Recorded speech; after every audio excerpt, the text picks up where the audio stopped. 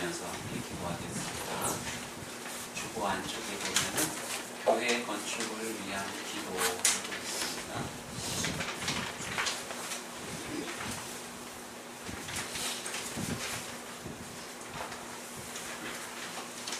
다 같이 읽으면서 우리 한 목소리로 함께 기도합니다. 교회 건축을 위한 기도. 교회 건축에 소망을 주심을 감사드립니다. 하나님이 이루어 가시며 성도들이 기쁨으로 참여하는 교회 건축이 되게 하소서. 건축을 통하여 하나님을 기쁘시게 하고 사람들에게 감동을 주며 사람들에게 소망을 주며 지역사회의 협력을 얻으며 모든 법적 절차에 문제가 없게 하시며 수고하는 일꾼들이 사고 없이 즐거움으로 일하게 하시고 지혜와 믿음과 능력을 주시어서 아름답게 건축하게 하시고 하나님이 주시는 기쁨과 보람으로 가득하게 하옵소서. 물질에서 어려움이 없게 하시고 자원하는 예물로 풍성하게 하시고 주께서 이루시고 주께서 행하시옵소서. 교회의 머리 되신 예수님 이름으로 기도드립니다. 아멘. 네, 하나님께서 오늘 우리에게 주신 말씀 보겠습니다. 성경 말씀은 마태복음 14장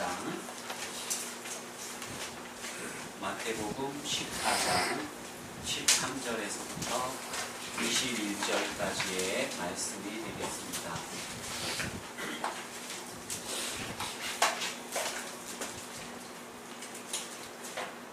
13절에서 21절 말씀입니다. 교독하도록 하겠습니다. 예수께서 들으시고 배를 타고 떠나사 따로 빈들에 가시니 무리가 듣고 여러 고을로부터 걸어서 따라간지라.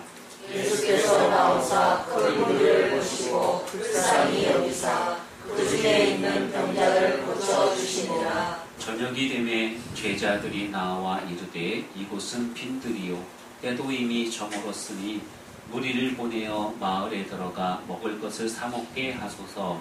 예수께서 이르시되 갈 것 없다. 너희가 먹을 것을 주라. 제자들이 이르되 여기 우리에게 있는 것은 떡 5개와 물고기 2마리 뿐이니이다.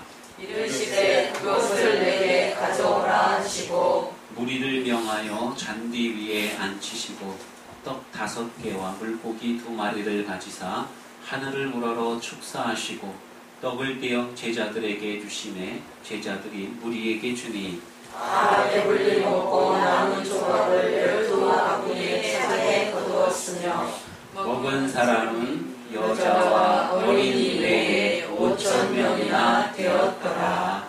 아멘. 여러분의 인생은 어떻습니까? 꽉 찬 인생입니까? 아니면은 빈 곳이 많은 그러한 인생입니까? 우리들은 꽉 찬 인생을 가진 사람들을 많이 부러워합니다. 아, 그 사람은 돈도 많고, 그 사람은 건강하고, 그 사람은 사람들에게 인기도 많고, 그 사람은 권세도 많고, 그 사람은 보니까 자식들도 잘 됐어. 꽉 찬 인생을 보고 부러워하는 우리는 우리 자신을 살펴볼 때에 참 빈 곳이 많아요. 여백이 많은 그러한 인생을 우리들이 살아가고 있습니다. 그런데 여러분, 이 여백이라고 하는 것, 우리 인생에 있어서 빈 공간이라고 하는 그곳은 하나님께서 우리에게 오셔서 은혜로 역사하시는 바로 그 공간인 줄로 믿으시기를 바랍니다. 밀로라고 하는 조각가가 만든 비너스상이 있습니다. 여기 보면은 아름다운 여인의 그 조각상이죠. 대리석으로 만들었는데 비너스 그러면은 그리스에서는 미의 여신, 아름다움의 여신, 이렇게 말들을 합니다. 자, 그런데 이 밀로의 이 비너스 상을 보면서 보니까 여기 뭐가 없어요? 팔이 없는 거예요. 야, 이 왜 팔이 없을까? 팔이 있으면은 더 완벽하고 좋은 모습이 있지 않을까? 그래가지고 사람들이 연구를 했습니다. 저 이 비너스 상에다가 어떻게 팔을 붙이면은 더 아름다운 그러한 비너스 상이 될 수 있을까? 그래서 이 모양으로 붙여도 보고 저 모양으로 붙여도 보고 그랬어요. 그랬는데 어떤 모양의 팔을 붙이든지 지금 이 형태보다 지금 원래의 이 모습보다 아름다움이 떨어지더라는 거예요. 팔이 없는 비너스상이 가장 아름답더라는 이야기인 것입니다. 여러분, 우리는 우리의 인생에 있어서 뭔가 여백이 있고 부족함이 있을 때 그것이 정말로 우리에게는 무익하고 불이익하고 그러한 것이라고만 생각을 합니다. 그래서 거기에 뭔가를 더 추가해야 된다고 생각하고 채워야 된다고만 생각을 해요. 그런데 하나님께서는 그렇게 말씀하지 않으십니다. 너희 인생에 있는 그 여백의 공간은 내가 역사하는 공간이다. 내가 너에게 은혜를 베풀어주는 바로 그 공간이다. 너희가 나를 만나고 나를 느낄 수 있는 바로 그 공간이라고 그렇게 말씀하고 계시는 것입니다. 이스라엘 백성들이 이제 하나님의 지시를 따라 모세의 인도함을 받아서 애굽에서 나왔습니다. 그리고는 하나님께서 약속하신 젖과 꿀이 흐르는 가나안 땅을 향해 가고 있습니다. 그런데 한참을 가다가 보니까 앞에 큰 바다가 가로막고 있는 것입니다. 홍해 바다가 가로막고 있는 거예요. 거기에는 배가 있는 것도 아니고 거기에는 어떤 다리가 있는 것도 아니고 건너갈 방법이 없습니다. 그런데 뒤를 보니까 애굽 군대 바로 왕이 군사들을 데리고 전차를 몰고 무기를 들고 이스라엘 백성들을 죽이겠다고 쫓아오고 있는 거예요. 옆으로 피할 곳도 없는 그러한 상황입니다. 여러분, 이스라엘 백성들이 여기서 이 바로 왕과 애굽 군사들과 맞닥뜨려 싸울 힘이 없는 거예요. 그렇다고 홍해 바다를 헤엄쳐 건너갈 수 있는 그러한 능력도 되지를 않는 것입니다.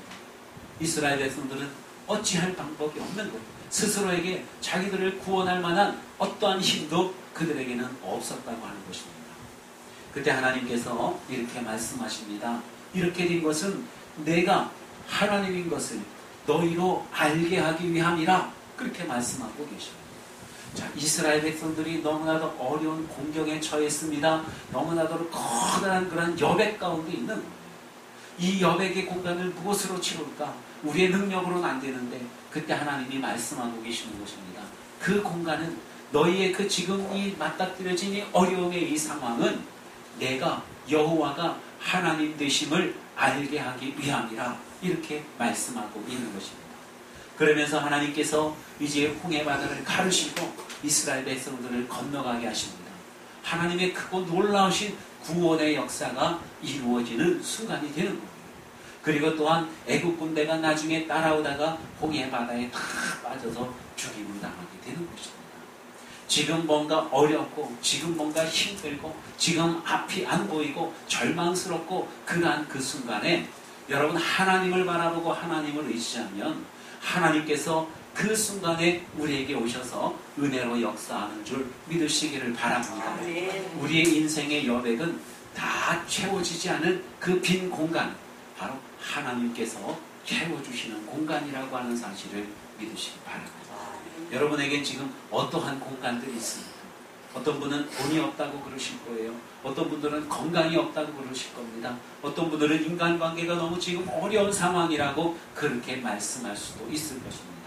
여러분, 그러나 그러한 공간은 바로 하나님께서 우리에게 오셔서 우리를 채워주시는 그 공간이 되는 줄 믿으시기를 바랍니다. 오늘 본문 말씀에 보면 예수님께서 이제 벳세다 광야에 나가셨습니다. 그 먼 들판에서 말씀을 가르치실 때에 먼 데 있는 동네에서부터 사람들이 다 몰려왔어요. 얼마나 많은 사람들이 몰려왔는지 남자의 숫자만 5,000명이라 그랬습니다. 여자와 어린아이는 숫자에 넣지도 않았어요. 그러면은 여자, 어린아이, 남자 다 합치면은 2만여 명의 사람들이 예수님 말씀을 들으려고 광야에 왔습니다. 예수님께서 말씀을 얼마나 재미있게 하시고 얼마나 유익하고 권세 있는 말씀을 하시는지 그 말씀을 듣는 사람들이 시간 가는 줄 모르는 거예요. 아침부터 들었는데 저녁 늦게까지 들었습니다. 사람들이 이제 배가 고픈데 배가 고픈 줄도 모르고 말씀을 들었던 거예요. 제자들이 왔습니다. 예수님, 이제 날이 저물었습니다. 저들이 많이 시장할 터인데 어디 가서 좀 뭘 먹게 해야 되지 않겠습니까? 그때 예수님께서 제자들에게 말씀하시는 거예요. 그들을 보낼 것 없다. 너희가 가서 먹을 것을 주어라 하고는 그렇게 말씀하십니다. 제자들에게 먹을 것을 주라고 말씀하시는 거예요. 그러면은 제자들에게 2만 명이 되는 사람들, 그들이 먹을 만한 양식을 준비하고 있겠습니까? 그들에게 뭔가 그런 능력이 있을까요? 없는 거예요. 그들을 먹일 만한 능력이 없습니다. 그들에게 큰 빈 공간이 있는 겁니다. 어떤 제자가 그렇게 말합니다. 주님, 이 많은 사람들을 먹이려면 200데나리온이 있어도 부족하겠습니다. 그렇게 얘기를 해요. 200데나리온이면 오늘날 화폐 가치로 말할 때 한 2천만 원 정도가 됩니다. 2천만 원이 예수님의 제자들에게 지금 있느냐? 없는 거예요. 그런데 예수님께서는 너희가 가서 그들에게 먹을 것을 주어라 하고 말씀하고 있습니다. 여러분, 예수님께서 제자들이 빈털터리인 걸 모르실까요? 예수님이 다 알고 계시는 거예요. 그럼에도 불구하고 제자들에게 그렇게 말씀하고 있는 것은요, 예수님, 우리가 뭔가 그들에게 주려고 하지만 그들에게 줄 만한 아무것도 우리에게는 없습니다. 우리가 할 수 있는 일이 아니에요, 예수님. 우리는 그 일에 대해서만큼은 전적으로 무능력합니다. 철저하게 무능력한 거예요. 할 수 없습니다. 여러분, 예수님께서는 그걸 알고 계시는 거예요. 그럼에도 불구하고 제자들에게 그 말씀을 하신 것입니다. 자, 다르게 이걸 좀 엿보면은 이렇게 우리가 받아들일 수도 있어요. 예수님께서 제자들에게 너희가 뭐 줄 수 있어? 없어. 너희는 너희 주제를 알아야 돼. 그러니까 예수님 제자들은요, 예수님과 함께 하면서 뭐 자신이 많이 부자인 줄도 알고 또 넉넉한 줄도 알고 아마 그랬을 것입니다. 베드로는 갈릴리 바다에서 고기를 많이 잡기도 하고 그런 사람이었지 않습니까? 우리가 능력 있는 사람, 우리가 꽉 찬 인생이다, 그렇게 생각을 하고 있었는데 예수님께서 너희가 가서 먹을 것을 주어라 하는 그 순간에 우리는 꽉 찬 인생이 아니라 텅 빈 인생이에요. 우리의 인생이 여백이 너무 많다는 거예요. 저 사람들이 먹을 만한 무엇도 우리는 줄 수가 없다고 하는 것입니다. 여러분, 하나님의 은혜를 받아 누리기 위해서 우리가 가장 먼저 알아야 되는 것은요, 나의 부족함, 나의 무능함이라고 하는 것입니다. 내 인생에는 여백이 많다는 거예요. 내 능력으로는 뭘 이루어갈 수 없다는 것을 우리가 알아야 된다고 하는 것입니다. 내 몸에서 난 내 자식도 내 마음대로 안 돼요. 그렇지 않습니까? 부부지간에도 부부는 한 몸이다, 일심동체다.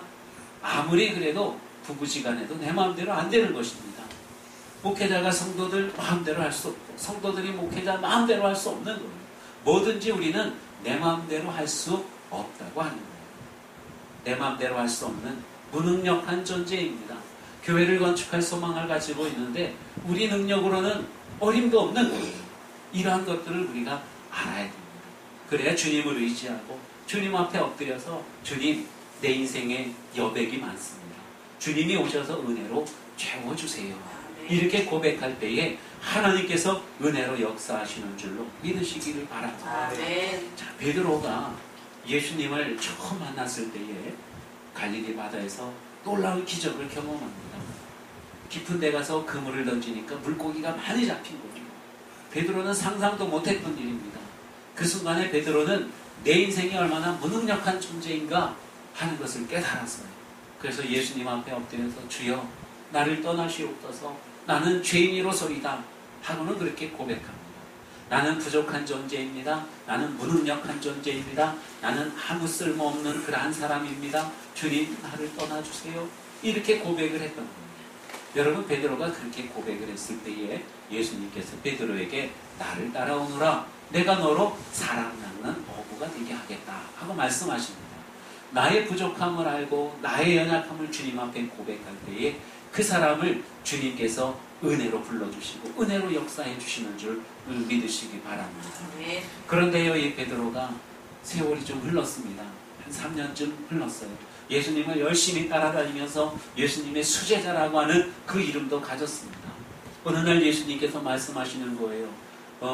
내가 고난을 받고 어려움을 당할 때에 모든 사람들이 다 나를 떠나갈 것이다, 버릴 것이다 하고는 그렇게 말씀하십니다. 그러니까 이 시몬 베드로가 예수님 앞에 턱 나서면서 예수님, 무슨 그런 섭섭한 말씀을 하십니까? 모든 사람이 다 주님을 버릴지라도 나는 결코 주님을 버리지 않을 겁니다 하고는 그렇게 이야기를 하는 거예요. 여러분, 그전에는 베드로가 여백이 있는 그러한 자신을 주님 앞에 고백하는 사람이었는데, 이제는 여백이 없는 그러한 자신을 주님 앞에 고백하고 있어요. 예? 주님 무슨 말씀이세요? 저는 절대로 주님을 버리지 않습니다. 자신만만한 거예요. 그러나 여러분, 주님 앞에 그렇게 호언장담했던 그 베드로는 결국 예수님을 3번이나 부인하면서 자신의 연약함을 그대로 드러내게 되는 것입니다. 우리가 겸손하고 우리의 연약함을 깨닫고 주님을 의지할 때에, 그때 여러분 강한 주님의 역사가 우리 가운데서 나타나게 되는 줄로 믿습니다. 우리가 겸손하고 우리가 낮아질 때에 하나님께서 오셔서 우리 가운데서 역사하심을 믿으시기를 바랍니다. 그래서 우리는 나의 부족함, 나의 연약함, 내가 할 수 있는 일이 아닙니다, 이렇게 고백할 때에 하나님의 큰 은혜의 역사가 우리 가운데서 나타나게 되는 것이고요. 두 번째로는요, 여러분 따라해 보겠습니다. 문제보다는 길을 바라봐야 한다. 여러분, 문제가 우리 앞에 많이 있습니다. 그런데 그 문제만 바라보면 어떠한 성취를 이룰 수가 없는 거예요. 그러나 그 문제가 있으면 문제 옆에는 반드시 길이 있다는 거예요. 하나님께서 우리에게 시험을 주시지만은 그 시험을 이길 만한 힘을 주시고, 혹 우리가 이길 수 없는 그러한 시험이면은 다른 길을 우리에게 주신다고 말씀하고 있거든요. 내 자신만 바라보지 말고 나는 연약합니다. 그래, 연약해요. 그러나 하나님께서 오셔서 은혜로 역사하시면은 내 연약함은 채워집니다. 그건 내 앞에 문제가 있어요. 그런데 내 앞에 있는 문제만 바라보게 되면은 우리는 이 문제를 극복해 나갈 수가 없다는 거예요. 문제 옆에는 반드시 길이 있다고 하는 것입니다. 제자들이 이제 예수님의 그 말씀을 들었어요. 너희가 가서 먹을 것을 주어라 하고는 그 말씀을 하실 때에 제자들이 무엇을 바라보았을까요? 제자들 머릿속에는 우리 빈 주머니, 통장에 잔고가 없어요. 돈이 하나도 없습니다. 그래서 할 수 없습니다. 또 한 가지 바라볼 것은요, 지금 먹여야 되는 사람이 5명도 아니고 10명도 아니고 20명도 아니고 몇 명입니까? 2만여 명이나 되는 거예요. 저 많은 사람들을 어떻게 먹일 수 있겠습니까? 내 주머니하고 저 많은 사람들하고, 여러분, 거기에는 길이 없는 거예요. 거기에는 정말 장애물만 있는 것입니다. 여러분, 그럴 때는 답이 나오지를 않지요. 그런데 한 아이가 이제 이 제자들 손에 들려준 것이 있었습니다. 보리떡 5개와 물고기 2마리였습니다. 여러분, 그것만 가지고 제자들이 뭘 할 수 있겠습니까? 이것 가지고는 아무것도 할 수 없는 거예요. 그것을 예수님께 드렸을 때에, 여러분, 예수님도 똑같은 상황이지만 예수님이 바라본 것은 그 작은 것뿐만이 아니라 또 많은 무리들 뿐만이 아니라 모든 능력의 근원이 되시는 아버지 하나님을 바라보셨다는 거예요. 그래서 이 보리떡 5개, 물고기 2마리를 들고 하늘을 우러러서 하나님 앞에 감사의 기도를 하십니다. 그리고 그것을 제자들에게 나누어주고 계시는 것이죠. 여러분, 문제보다 길을 바라야 해요. 길을. 우리의 길은 어디에 있습니까? 우리의 길은 오직 하나님이십니다. 하나님이 우리 모든 길이 되시는 줄로 믿으시기 바랍니다. 우리 가로막고 있는 모든 문제를 해결할 수 있는 능력이 하나님으로부터 오게 되는 줄로 믿으시기를 바랍니다. 자전거를 여러분 배워보셨습니까? 자전거를 배울 때요, 중심이 잘 안 잡히지 않습니까? 그래서 막 가다가 보면은 앞에 장애물이 있어요. 장애물이 강아지일 수도 있고, 장애물이 사람일 수도 있고, 아니면 다른 자전거일 수도 있고, 아니면 어떤 큰 돌멩이일 수도 있습니다. 자전거를 타고 막 가다가 보면은 눈에 가장 먼저 들어오는 게 뭐예요? 장애물이거든요. 그런데 그 장애물을 바라보면서 끝까지 보면 어떻게 됩니까? 결국은 그 장애물을 향해서 자전거가 가게 되는 거예요. 거기에 부딪혀서 쓰러지게 되는 것입니다. 그래서 자전거를 잘 타려면은 장애물이 있는 것을 알지만 장애물보다는 장애물 옆에 나 있는 길을 봐야 되는 거예요. 그러면은 자전거가 자연스럽게 길을 따라가게 되어져 있습니다. 우리 인생도 마찬가지예요. 앞에 문제가 있다고 해서 문제만 바라보게 되면 그 문제에 맞닥뜨려서 결국 넘어지게 된다는 것이죠. 그러나 그 문제 외에 하나님께서 우리에게 주시는 길이 있는데, 그 길을 바라볼 때에 여러분 장애물들을 잘 극복하고 하나님께서 원하시는 아름다운 삶을 우리들이 이루어갈 수 있다고 하는 것입니다. 그 길이 과연 무엇이겠습니까? 그것은 바로 하나님이시라는 거예요. 우리 주님이십니다. 주님께서는 우리의 모든 길이 되시는 줄로, 모든 능력이 되시는 줄로 믿으시기를 바랍니다. 그래서 예수님께서도 하나님을 보신 거예요. 많은 사람들이 있지만 또 가진 것이 얼마 없지만 모든 능력의 근원이 되시는 주님을 바라볼 때에 놀라운 은혜가 역사하게 되는 것입니다. 우리 주님을 바라보면 여러분 놀라운 은혜를 우리가 경험할 수가 있습니다. 복음성가 중에 그런 복음성가가 있어요. 나는 비록 약하나 주의 힘은 강하다. 여러분 나는 약하지만 우리 주님은 크고 놀라우신 분이고 전능하신 주님이심을 믿으시기 바랍니다. 나에게는 길이 없지만 그러나 하나님께는 길이 있는 거예요. 베드로가 자꾸만 베드로만 이야기해도 베드로가 귀가 간질간질할 것 같아요. 베드로가 이제 오늘 여기 있는 이 말씀 뒤에 예수님께서 제자들을 이제 배에 태워가지고 건너편으로 가라고 말씀하셨습니다. 그리고 예수님께서는 한적한 곳에 가셔서 기도하신 후에 이제 그들을 뒤를 따라가시는데 제자들은 배를 타고 갈릴리 바다를 건너가고 있어요. 그런데 한밤중이 되어서 막 파도가 치고 바람이 불고 풍랑이 입니다. 배가 뒤집어질 것만 같아요.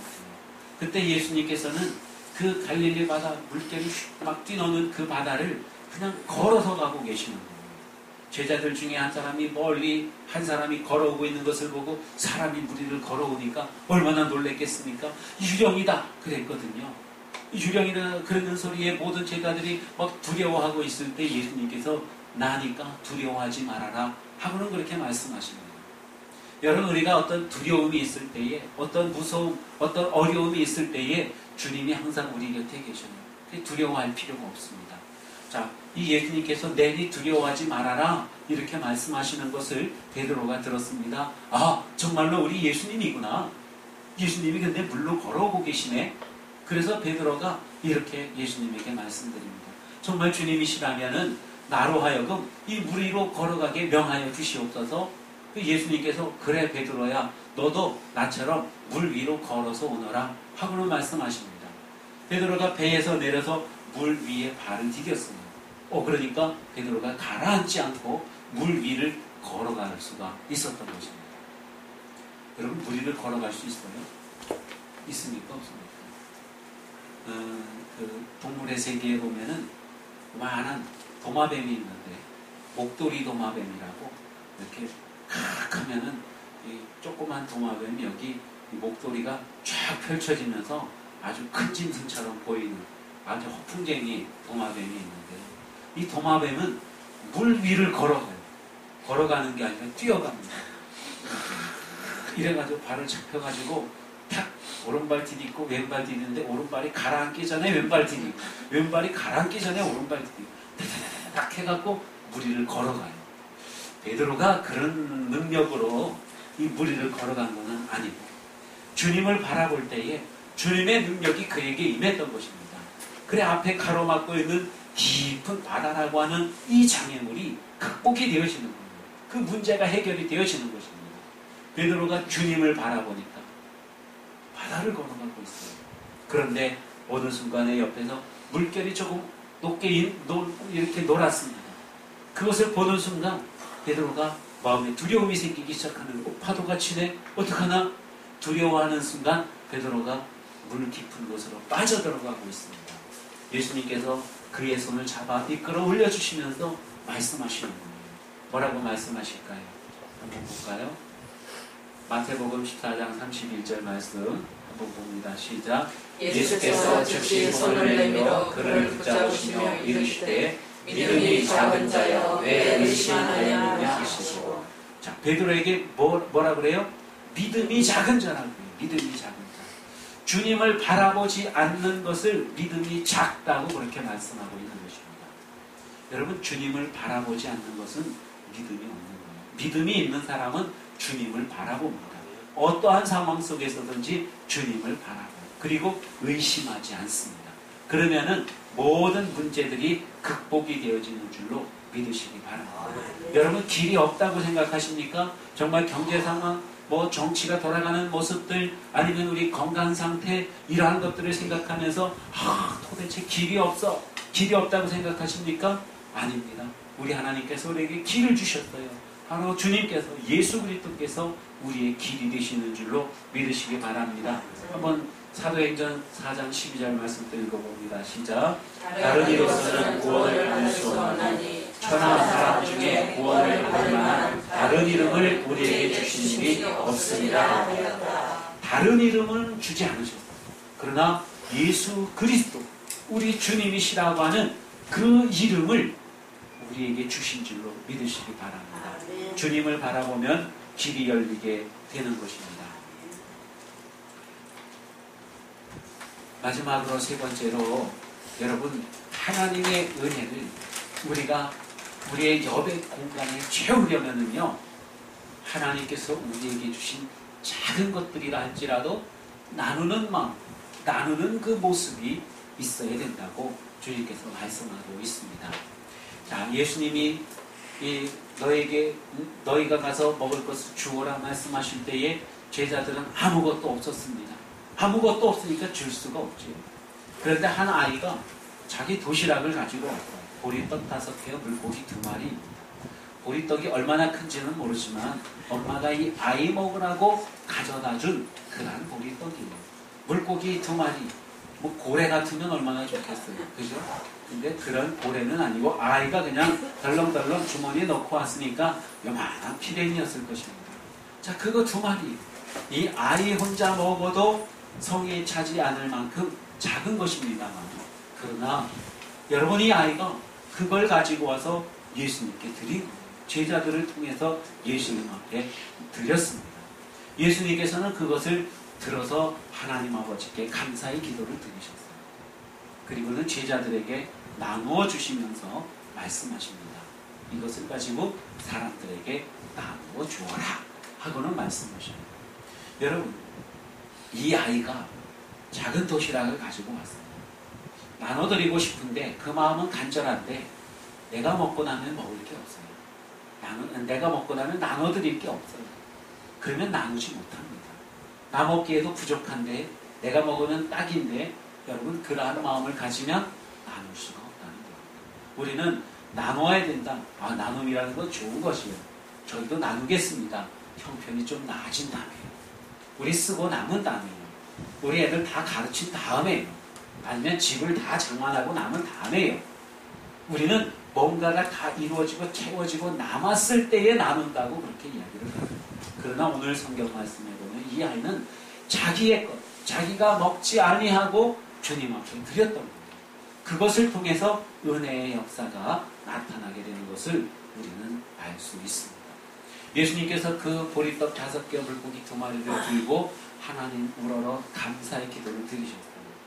여러분, 그리고는 제자들에게 이것을 나누어 주셨을 때에 남자의 수만 5천, 모든 사람 합치면 2만 명이라고 했습니다. 2만 명이 넘는 그 사람들이 어떻게 했어요? 구경만 했습니까? 침만 꼴딱 삼켰습니까? 한 번씩 찍어서만 맛을 봤습니까? 그게 아니에요. 모든 사람들이 다 배불리 먹고 남은 것을 거두니까 12광주리가 되었다 말씀하고 있어요. 그러면 이게 언제 그렇게 많이 불어났을까요? 언제 불어났을까요? 아이가 예수님에게 바로 드렸을 때? 그러면 예수님께서 어떻게 그 많은 걸 들고 하나님께 우러러 감사의 기도를 드리셨겠습니까? 분명히 예수님께서 감사의 기도 드리실 때는 보리떡 5개, 물고기 2마리였어요. 그것을 가지고 하나님 앞에 감사의 기도를 드리시고 이것을 제자들에게 나눠주셨습니다. 제자들이 그것을 받았어요. 그럼 제자들 손에서 그 많은 양식이 갑자기 팍 불어났을까요? 그게 아니라 바로 이 나누는 순간에 물고기 2마리, 보리떡 5개가 2만 명이 넘는 사람들이 배불리 먹을 너무나도 큰 양식으로 불어나게 되었다는 거예요. 은혜가 역사가 되었다는 것입니다. 언제 은혜의 역사가 일어납니까? 나눌 때예요. 따라해보겠습니다. 나눌 때에 은혜의 역사가 나타나는 걸로 믿으시기 바랍니다. 우리가 나누면은요, 그 나눔의 현장에서 우리는 예수 그리스도의 신성을, 하나님의 크고 놀라우신 은혜를 경험할 수가 있게 되는 것입니다. 여러분, 우리가 문제 앞에 있어요. 우리가 너무나도 무능합니다. 그러다가 주님을 만났어요. 여러분, 그러면 주님을 만난 우리들은, 믿음이 있는 우리들은 그 믿음을 행동으로 실천을 해야 되는 것입니다. 그것이 곧 나눔의 모습이라고 말할 수 있는 것이죠. 어떤 것이 과연 가장 잘 남기는 것일까? 여러분, 어떻게 해야 잘 남기는 거예요? 통장에 잘 해갖고 은행에 잘 채워놓으면 그게 잘 남기는 것일까요? 아니면은 도둑이 훔쳐갈지 모르니까 땅을 파고 깊숙이 묻어놓으면 그것이 잘 남기는 것일까요? 가장 잘 남기는 것은 가장 잘 쓰는 것인 줄로 믿으시기 바랍니다. 자, 5사람이 있습니다. 그 5사람 가운데 쟁반이 있고 거기에 사과가 5개가 있어요. 내가 2개를 먹었어요. 그러면은 그 사과가 몇 개가 남았습니까? 잘 못 알아들으셨죠? 5명이 둘러앉아 있습니다. 쟁반 위에 사과가 5개가 있습니다. 내가 2개를 먹어버렸어요. 그러면 사과가 몇 개가 남았겠느냐? 3개지요? 아닙니다. 3개는 어느 귀신이, 어느 누가 벌써 먹어버렸는지 몰라요. 쟁반 위에는 사과가 없어요. 나에게 남은 사과는 내가 먹은 2개밖에 없어요. 그렇지 않습니까? 내가 먹은 게 정말 나에게 남아있는 거예요. 그러나 이것은 사과의 이야기이고, 우리가 정말로 바르게 남기려면 바르게 좋은 일에 잘 사용해야 된다고 하는 것입니다. 잠언 21장 말씀 한번 볼게요. 같이 보겠습니다. 시작. 더 부재하여도 더 구하게 되는 일이 있나니 바다의 약해도 가난하게 될 뿐이니라. 부재를 좋아하는 자는 풍족하여 질 것이요 남을 윤택하게 하는 자는 자기도 윤택하여 지리라. 아멘. 자, 아무리 잘 아껴도 아껴 쓴다, 과도하게 아낀다고 해서 풍족해지는 게 아니라고 하는 것입니다. 잘 사용해야 돼요. 좋은 일에 잘 사용할 때 그것이 정말로 남는 것입니다. 가장 잘 사용하는 것은 우리 하나님께 드리는 것 줄로 믿으시기 바랍니다. 그건 영원히 남는 거거든요. 저희가 시골에 살 때에 저희 집은 초가집이었습니다. 가난했어요. 저희 뒷집은 아주 부잣집이었고 고래등 같은 기와집이었습니다. 자, 그런데 그 집하고 우리 집 사이에는 이 사립으로 만든 울타리가 있었어요. 나무를 잘라가지고 이렇게 세운 다음에 묶어놓은 그 울타리가 있었는데 그 뒷집의 할머님이 가끔 저를 부르십니다. 우가, 우가 그러셔요. 그럼 제가 이렇게 내다보고 할머니가 부르시네. 막 나가요. 그러면은 접시에다가 뭘 담아가지고 이렇게 그 다음에 덮어서 저희 주십니다. 열어보면은 부침개도 있고 어떤 땐 딸기도 있고 어떤 땐 떡도 있고 그래요. 먹을 걸 주시는 거예요. 여러분 40년이 훨씬 지난 그러한 때의 이야기이지만은 아직도 제 기억 속에는 정말 고마운 할머니. 그렇지 않습니까? 아마 지금은 돌아가신 지도 꽤 오래되셨을 거예요. 그럼에도 불구하고 제 기억 속에 그게 남아있어요. 여러분 그 할머니에게 정말로 남아있는 것 그게 뭐겠습니까? 저에게 베풀어 준 것 아니겠어요? 이웃에게 사랑을 베풀고 좋은 것을 나누어 줬을 때 그거야말로 정말 영원히 남는 것 아니겠습니까? 우리 하나님께 뭔가를 드릴 때에 하나님께서 그것을 영원토록 기억하시고 영원토록 하늘 창고에 쌓아 놓아 두신다고 하는 사실을 여러분 믿으시길 바랍니다. 이스라엘에 3년 6개월의 긴 가뭄이 있었습니다. 그때 하나님께서 엘리야 선지자에게 너는 저기 사르밧으로 가라. 거기 가면은 내가 너를 위해서 준비해 놓은 사람이 있다 하고는 말씀하십니다. 먹을 게 아무것도 없는 때예요. 마실 물도 없는 때입니다.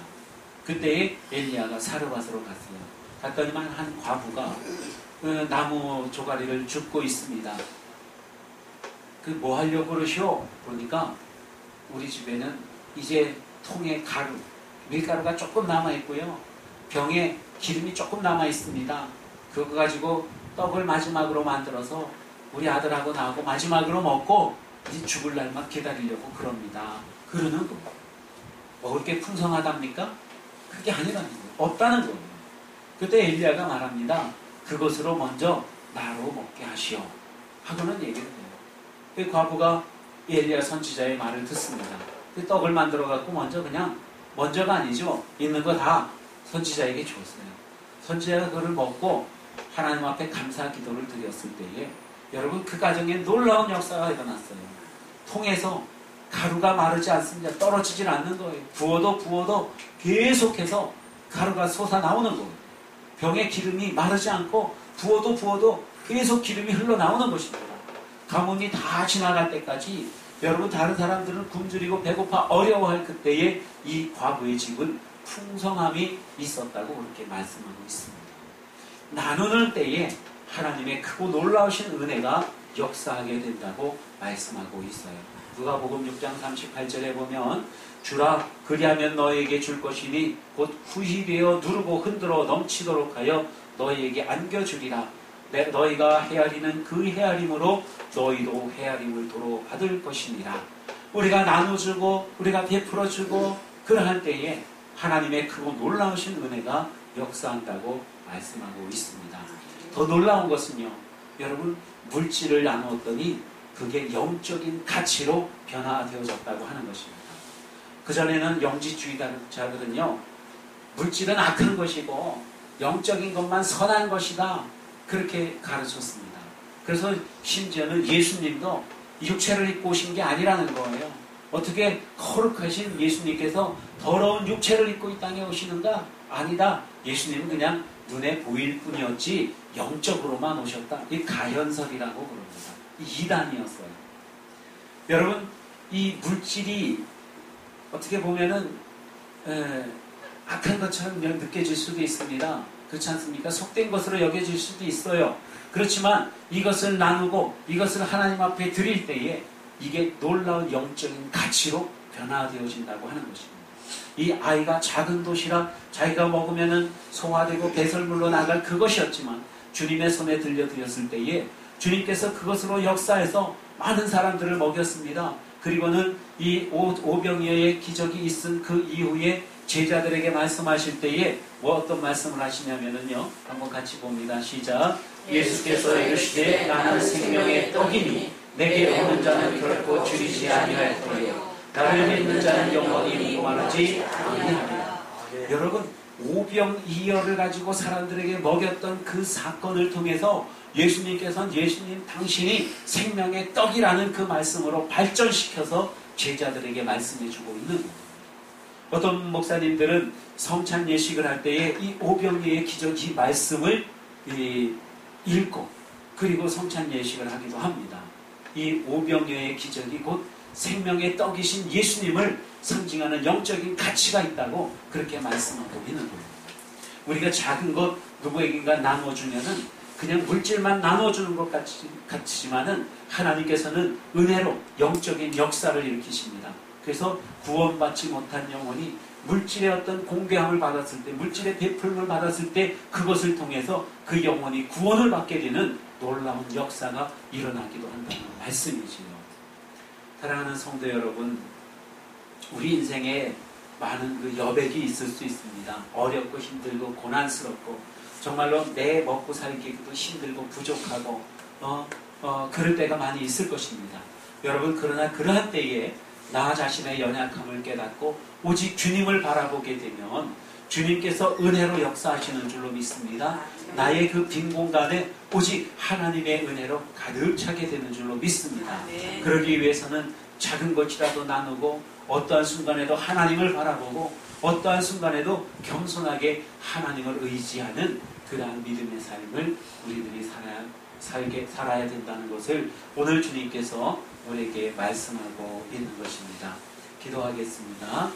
은혜로우신 하나님 아버지 감사드립니다. 우리의 연약함, 우리의 부족함, 우리의 많이 모자람에도 불구하고 주님께서 우리를 불러주시고 우리의 그 빈 공간을 하나님의 은혜로 채워주시니 감사합니다. 빈 공간이 생겼을 때에 하나님의 크고 놀라신 은혜의 역사가 있음을 기대하면서 주님을 바라보는 저희들이 되게 하여 주시옵소서. 아버지는 작은 것이라도 나누고 하나님 앞에 드리고 베푸는 그러한 저희 손길들이 또한 되게 하여 주시옵소서.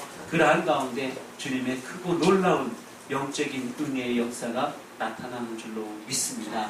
감사드리며 예수님 이름으로 기도하옵나이다. 아멘.